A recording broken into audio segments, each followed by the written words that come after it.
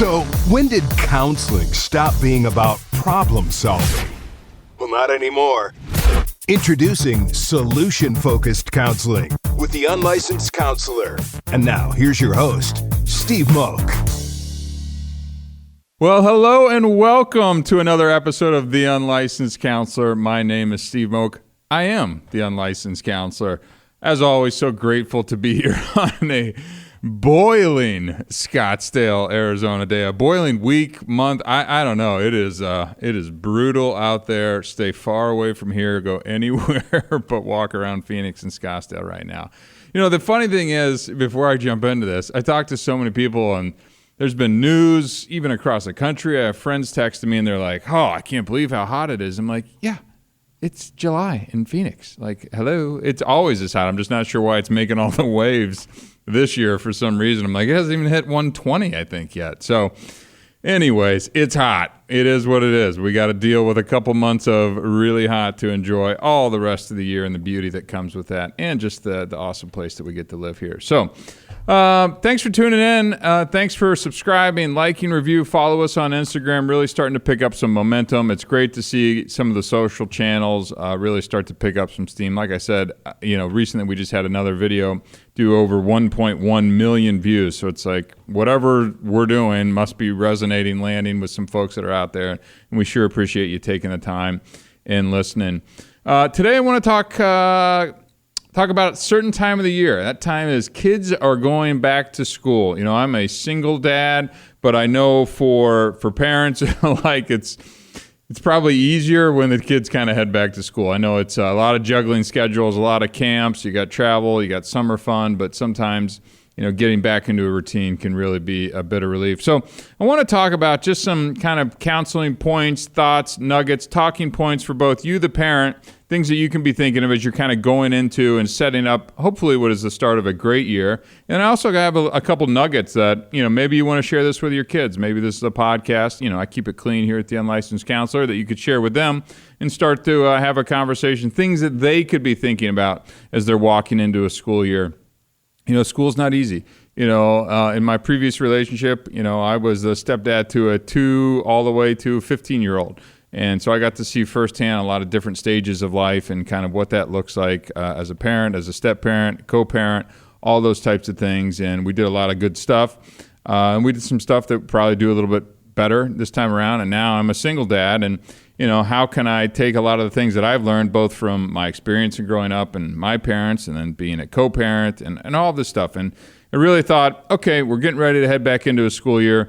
Let's take some time. If we start thinking about these things now, we start talking about them now versus 3 weeks, a month, 3 months into the school year, things are breaking down, communication isn't happening, you're frustrated with the kids are frustrated with you, and we're going, what happened? How did we get off on the wrong foot here? And what can we do to hopefully improve things? So if we can save some of that stress and maybe make things a little bit smoother by having some conversations up front and kind of having some of these pointers in our pocket, maybe we can really set this school year off to be right. Because there's nothing, it's really challenging. And I've been fortunate, and even in my previous relationship, I had 2 great stepkids who are very well-adjusted, balanced, smart, kind people. And even being that, it was still challenging at times with just some of the things that they're exposed to and the peer groups and the circles and the social media. I mean, it's really challenging, and it's different in kind of today's day and world. And different in a way that, some of the things that they can get involved with now could have much longer consequences, down the road than I think maybe some previous generations as well, too. But before we get started, always want to say a big thanks to our sponsors. First off, ShareTech. This is the uncheatable drug and alcohol screen. Can't say enough good things about this business and the good that they're doing across the country by not allowing people to continue to use drugs and alcohol. When you choose to use the ShareTech drug and alcohol screen, you are choosing to know the levels of substance that person has been using, meaning, hey, it's not just did they smoke weed or did they do some coke or did they do this. You will know the levels of that substance. Why is that important? Maybe that loved one is only telling you they did it once or there's a concert that they went to and they got secondhand smoke. No more of those excuses will fly. You get a report, a secure report sent to you by a lab that will identify not only 100 plus substances, but the levels of those substances as well, too. Go to betterdrugtest.com. There is no comparison to using that $30, $40, $50 Amazon cheapie test. Go to betterdrugtest.com. Pick up that test. If you need to know, there really is only one test. That's the ShareTech drug and alcohol screen. Again, big thanks to ShareTech for continuing our sport with the unlicensed counselor here as well. And our friends at Easy Sheets, go to easysheets.club, the most comfortable subscription service that you can possibly get. And the one I always say you're going to probably spend the most time on.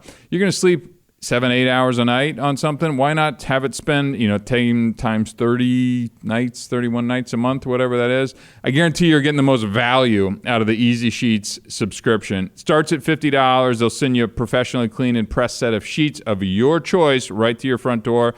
Take your used ones, put them into a prepaid bag, drop them at any location. They get overnighted back to the facility for cleaning. Honestly, for $50, you can't go wrong. Go to easysheets.club. Like I always say, carry Aloha, white, bamboo, boom. You're going to love it, and whoever's sleeping you next to you is going to love it as well, too. Again, me, unlicensed counselor. Go to unlicensed counselor, theunlicenssedcounselor.com. Book a little time with me. You've heard me. You like it. You don't like it. You want to explore maybe a different voice in terms of solution-focused counseling. That's what I'm here for. I like to hit things head on. It may not be for everybody, but I guarantee you we're going to get to some really progress, some actionable steps for you in a much shorter period of time than maybe if you've tried the traditional counseling route. Last but not least, I want to actually start mentioning another project that I've been working on with a group of individuals here in the Valley. Being a person, recovering drug addict and alcoholic, I'm very passionate about drug prevention. And one of the things that I've been working on behind the scenes that I will start discussing here on the Unlicensed Counselor podcast a little bit is a little program called Hard Stop. When we've seen prevention efforts in this country pushed with a nationwide voice, they are successful. Whether that is Mothers Against Drug Driving, forest fires, you name it, when the country gets behind a unified prevention voice, it is effective. We felt, and there was a small group of us that co-founded an organization called Hard Stop. Go to thestopstartshere.org. Visit that website. You're going to find out more about our mission. And what we really are is a youth drug prevention organization. There's only one way that I know in the entire psychology, behavioral health world to never get addicted to drugs and alcohol, and that is to never start. And we take that very seriously, and we want to get our message out to you and your kids before those dealers' messages do. So I'm really going to start talking about this a little bit more. It's something that I'm passionate about. This country has gotten away from drug prevention messaging. Not anymore. Go to thestopstartshere.org. Follow us, hardstop.az on social media channels. We are going to be talking to your kids. We want to get the message of prevention out there. We're going to need your support in both liking and sharing the content. And let me tell you, we've already created a handful of these videos and some of the social that we're going to be using. It is outstanding stuff. We're going to need you to like, share, and we're also going to need you to donate a couple dollars to help us continue to propagate our messages out. We can boost posts. We can get our message of prevention in front of your kids' ears because that's really our goal. So just wanted to mention that. But back to the topic at hand. So back to school, right? And obviously drug and alcohol prevention back to school. We'll touch on that as well too. But I want to just run through a couple points that I think are important for us to start talking about, right? What inevitably happens is we get into these routines, we start going, we go into autopilot.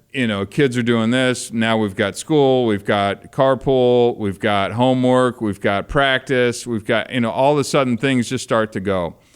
And these are really interesting times. And if we're not kind of monitoring, how we're doing as parents, how we're doing as a family unit, keeping an eye on how the kid is doing, I think it could be easy to kind of just maybe let things slide by. What I'd like to do is see if you can have this podcast spark a conversation with you and your son or daughter, right? Maybe share it with them. Maybe have a conversation with them about, hey, this is stuff that we'd like to do a little bit differently going into the school year. We want to try things a little bit differently. I want to have an awesome school year. I want us to be close. I want us to grow as a family. I want you to excel in school and sports and development and all that good stuff.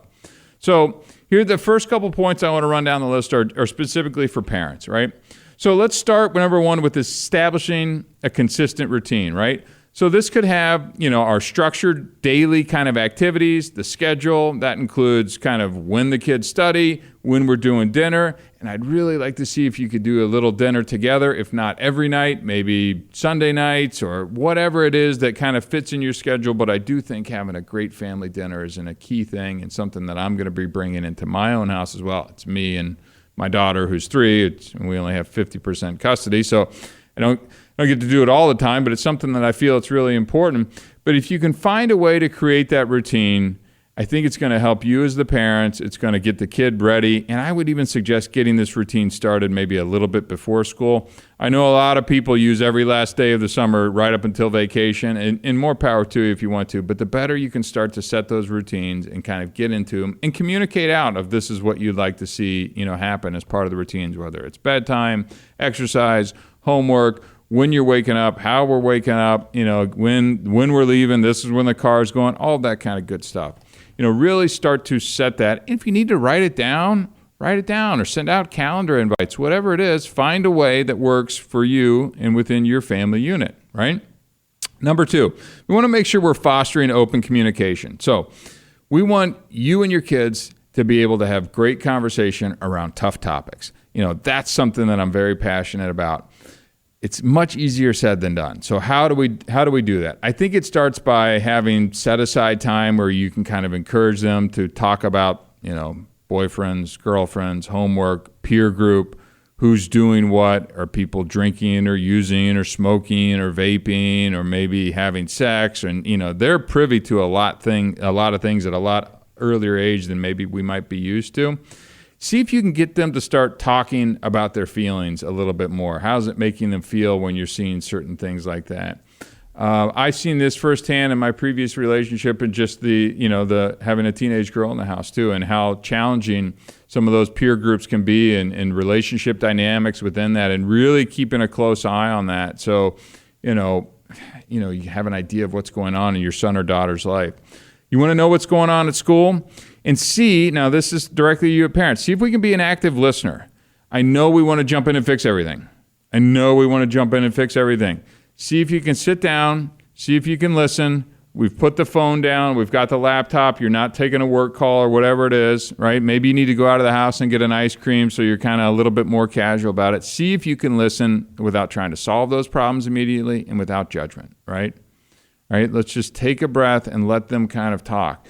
Ask questions. There's a strategy in kind of behavioral health and psychology around motivational interviewing. So you can just start to kind of probe and use some kind of wonderment and like, oh, wow, what's that like? What are they up to? Why do you think they'd be doing that? How does that make you feel? And it's kind of an innocent, simple way to kind of continue the conversation and see if you can get a little bit more information out of them. I think it's a really important way, and be doing this frequently if you can too. I think the more often you can kind of get into this and kind of foster that open communication and trying to withhold the judgment, I think the better off your relationship's going to be, and you're going to have a better idea of what's going on more real time in your son or daughter's life as well too. Next up is let's set some realistic expectations, right? Not every kid is a straight A student. Not every kid is a star athlete. Not every kid is going to be the star in the play. Understand who your child is, what they're good at, what their strengths are, what their limitations are. Let's actually talk about some realistic, achievable goals as well, too. And then let's go. I just finished an episode last week talking about goal setting. Let's set some goals for the year. Let's just kind of see if we can get on the same page. But let's be realistic about this, right? I was a fine student. I wasn't an outstanding student. I got A's in gym and PE and all that stuff, and usually all my student government and all the fun stuff, and then the rest of it was kind of B's and C's. If my parents said they wanted me to have a 4.0, that would have been unrealistic. So I just think have realistic expectations and have those conversations with your kids. It doesn't mean that you can't push them a little bit. We're not just looking to set the bar low so that they can jump over that low hurdle.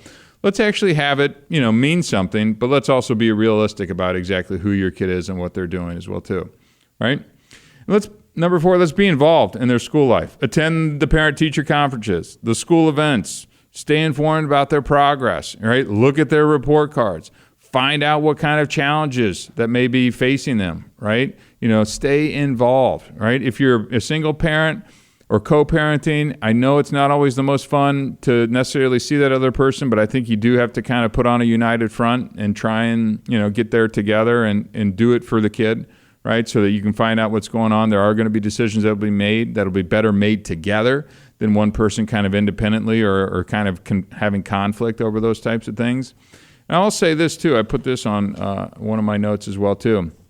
If you do start to see some things that are maybe changing in your son or daughter's life, let's not wait. Let's not sweep those things under the rug. Let's not say, oh, that's kids, that's teenagers, that's just this, that. Let's dig into that a little bit more. Those early little signs, your kids so darn well. When you see them starting to have minor behavior changes, and it may just be minor at first, but it is something to keep a very close eye on. And if that pattern keeps repeating, or there's some new behavior, new friends, changes in eating, sleeping, let's dig into that and don't wait to take some action, right? I'm not saying you need to run to a counselor right away, but wouldn't hurt to maybe pick up a drug test, wouldn't maybe hurt to have a conversation with them, maybe talk to some of the other parents at one of the games or events or something like that. Let's dig into it a little bit closely and make sure that we're taking action, because if you just sweep things under the rug, all of a sudden you could have a much bigger problem in a very short period of time. Number 5, encourage a growth mindset. So help your child view challenges as opportunities, right, for growth and learning, emphasizing the importance and effort of perseverance. I mean, school is kind of tucky and not always fun, but if you can put some things out there to kind of challenge them, maybe there's a topic that they're really interested in a certain class or a teacher that they're really resonating with, maybe they can get more involved, maybe they can do some volunteering outside, maybe they can do some research on their own. Maybe they can, create videos or follow certain people on social media. Let's find a way for them to get excited and support them as they run into these challenging things, and see if there's a way to maybe encourage them and view things a little bit differently. It's so easy to say, school sucks, I hate it here, and I just got to go sit.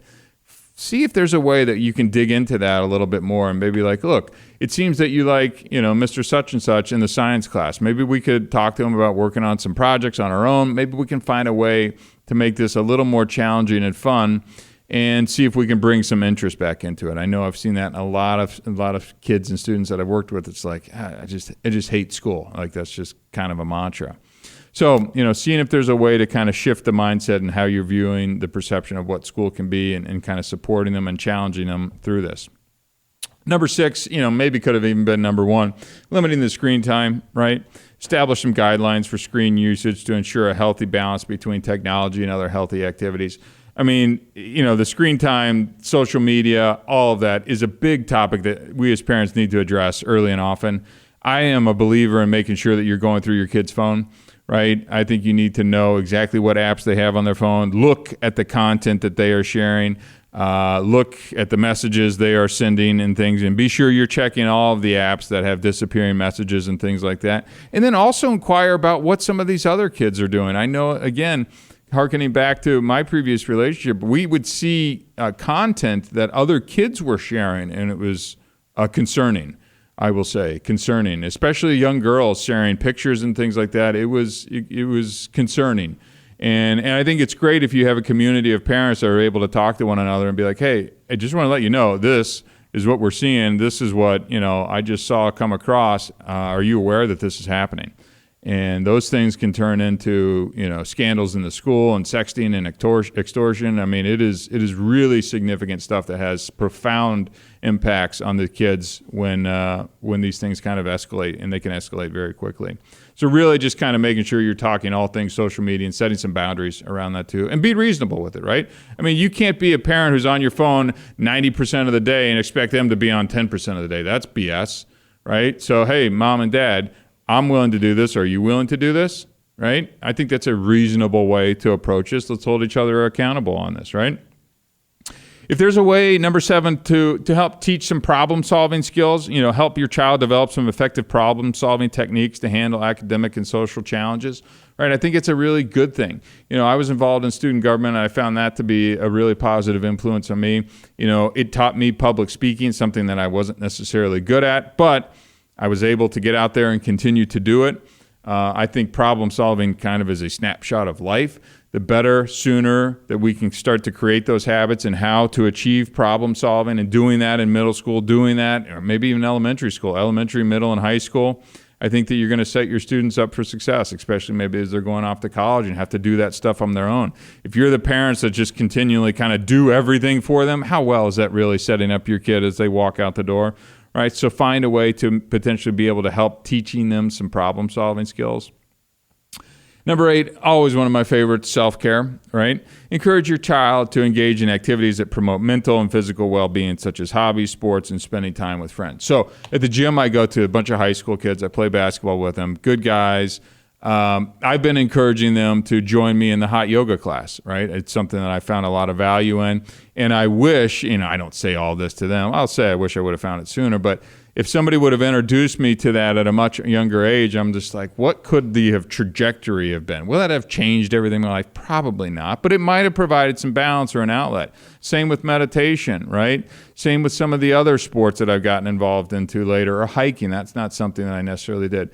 But I'm inviting them to come join me. Hey, sit in with the session, see what you like it. Finding a way to get them, maybe it's Calm, maybe it's Headspace, maybe it's prayer, maybe it's journal, maybe it's drawing, maybe it's throwing a pot of clay or something like that. I don't know what it is. But finding them, helping them find something so it's not just school, extracurricular activities and homework. Right? That's going to grind anybody and bore them probably. If we can find some balance for them, I think it's going to be really helpful. And this ties directly into number 9 too, is managing stress. Right? It's amazing. I think I look back and I definitely had stress when I was in high school. Oh, I got a test coming up. Oh, I got a game coming up. Oh, I got to get into college and the SATs and and the boyfriend. Great, we had stress.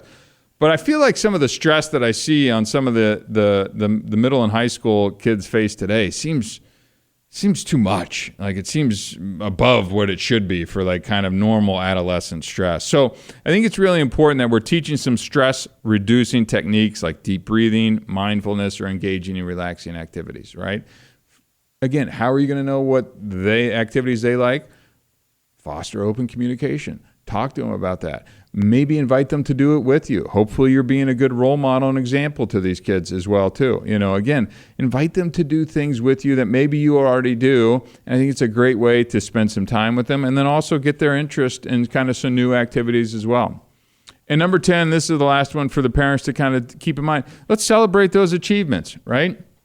Let's make sure that when they're getting a good grade on and it doesn't have to be an A+, they're getting a good grade on a test that they were really nervous about, or they did really well in the school play or the chess club or the track team or whatever it is. Let's celebrate that. Let's go out and have a nice dinner. Hey, you got a 3.3 GPA in this quarter. That's awesome. Let's go get some Mexican food at Ajo House, and invite your friends. Let's go, celebrate. Or let's go to, Sweet Republic, get some ice cream, have some fun, whatever it is. Let's celebrate that little stuff, right? Recognize their accomplishments, no matter how big or how small. It's going to help boost their self-esteem, and it's going to help keep them motivated as well, too, right? So that was just the first half of this show. I really just wanted to talk to the parents on hey, here's some ideas that we can kind of get them going in the right direction. Let's make sure that, we're just starting to have these thoughts before we get into a school year and things get away with them. Hit things head on. Don't wait. I like to think of we're the parents first, friends second. That's not a popular opinion, but I believe that, right? And there's a time to be a friend and there's time to be a parent, but I think it's parents first, right? And again, as you're looking through all these things, let's keep an eye out for pattern changes. That one really can tie directly to substance use, drinking and drugs and alcohol. If you're eating patterns, different friends, changing music, curfew, changing, shifting, things like that, something to keep in mind, right? Send me a note on Instagram as well, or Facebook, wherever you find us as well, if you got more questions or want to elaborate a little bit more on this. So for kids, some of the things to keep in mind that, I'm going to speak directly to, kind of middle and high school kids right now, right? You're getting ready to start a new school year. Nervous, right? A lot of people are nervous. You get clothes, a boyfriend, girlfriend, dating, bullying, social media, school, sport. I mean, it is a lot. There's a lot going on. Number one thing, let's just embrace it. lean into it, embrace the change, right? Going back to school is going to feel overwhelming.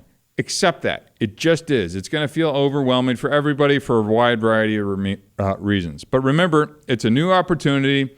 You can learn some new things and you can make some new friends. And instead of just trying to be nervous and retracting and just pulling back, let's try and maybe lean into it and be like, you know what? Let's see what we got school year. Let's just embrace this. Let's try and shift how you're thinking and how you view school and go into a different attitude, right? Now, not easy, but try it. What's the harm? It's certainly no worse than going, I hate it, I don't want to do this. Be open to it. Maybe you're going to meet a new friend. Maybe you're going to get involved in a new club, sport, or hobby, or find a topic in school that's really going to pique your interest this year. Number 2, if you're getting into stuff and maybe it's getting a little rougher or bumpier, let's ask for help sooner rather than later, right? Ask your parents. If you don't want to go to your parents, you can go to a counselor, guidance counselor at school, or maybe another trusted teacher or something like that. If you don't have any people like that, maybe you've got somebody at your church, clergy, mentor, a coach on a sports team. Whatever it is, don't try and just shoulder this on your own and don't think that you're just going to be able to get through it or it's going to go by. Especially if there's things like bullying and things like that going on. I mean, this stuff can get serious and escalate quickly. So reach out to teachers, parents, friends. If you need help with just schoolwork, let's get some tutors. Like, there is a million resources that are out there, but just don't try and do all this stuff on your own, right? And it's totally okay. I wish I would have asked for help sooner. By the way, it makes your life easier if somebody can help you and be like, oh yeah, I was right there. I didn't understand, I had to take summer school for, geometry. That's terrible. Wish I would have gotten some help more along the way. Instead I just fought it, failed it, had to then go take summer school, and that sucked. But whether it's, personal issues, school issues, ask for help, right? Number 3, let's see if we can stay organized, right? Schedules are busy these days. I am amazed at school sports, club sports, extracurricular activities, friends, trips, all these types of things. Let's get a calendar. Let's get maybe a family calendar going as well, too, so we can have all these things mapped out so everybody knows where they need to be at any point in time. Just if you can, start to find a way to get organized. I like to use calendar invites. I live and breathe off my calendar. That works for me. Find what works for you, but get organized now versus schedule gets overloaded. You're stressed, frustrated, and flustered, and now wondering how to do it. Let's see if we can get ahead of the curve and start getting organized now as we're going into the year. Number 4, be kind to yourself, right? Understand, everyone's going to make mistakes, right? Learning is a journey. There's going to be good times. There's going to be bad times. You're not going to do very well on one test. You're going to crush it on another test. It's okay.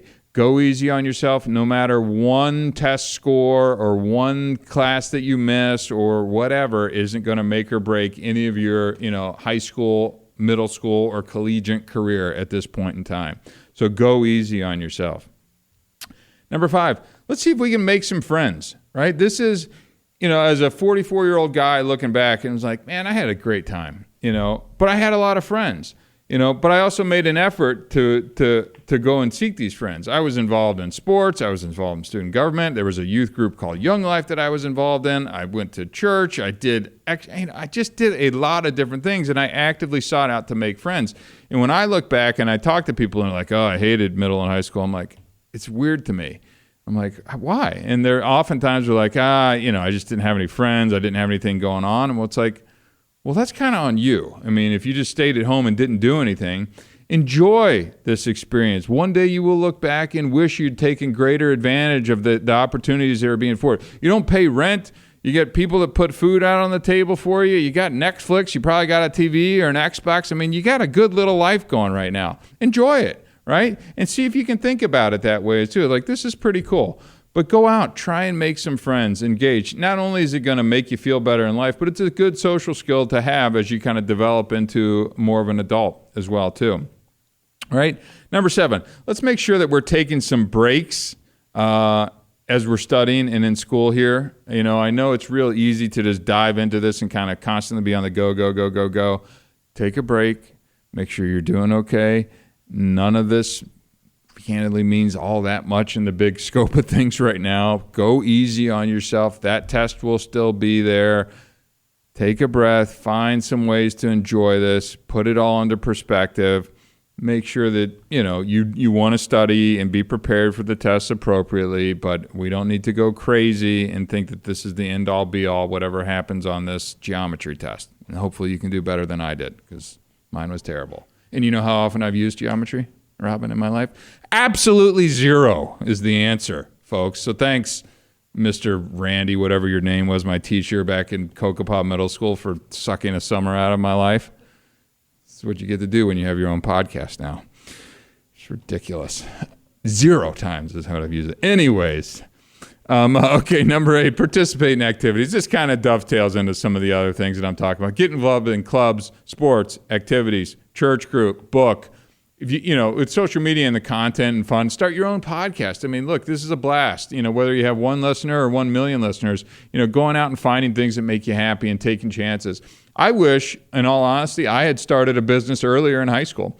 Whether it failed or not, I think it has little relevance. The experience that I've gained as an adult from going through and just starting things and taking risks and trying and learning and failing and then, getting better. I wish I would have started that stuff in high school. By the time you're now graduating college and, in your early 20s, you're going to be so much farther ahead than your peers. Set up that Shopify store, start that podcast, sell some stuff on eBay, go on OfferUp, whatever it is, right? You don't have to be stuck by kind of the confines of this world anymore. Be creative, find yourself. It doesn't take much now to have your own TV channel. You can have it on YouTube and whatever. So go, take some risks, have some fun, participate in activities that you find great joy in. All right, I'm just going to skip to the last one as we're starting to come up on the time. Believe in yourself. Right? Believe in yourself.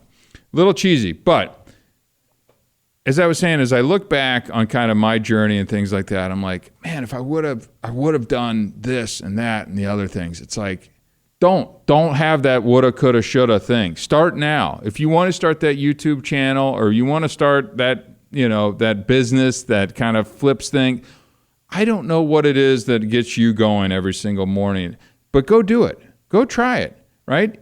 You can probably talk to your parents, get a few $100 maybe together and maybe start a business. I guarantee what you're going to learn, the experience, the passion, the value that's going to create in your life is going to bring so much more joy than just kind of playing another video game or something like that. Believe in yourself. You have the power and the potential to change things. You also have the power and potential to change the trajectory of your life. Trust your abilities, trust your gut, and keep a positive outlook on your life, right? I think it's really important.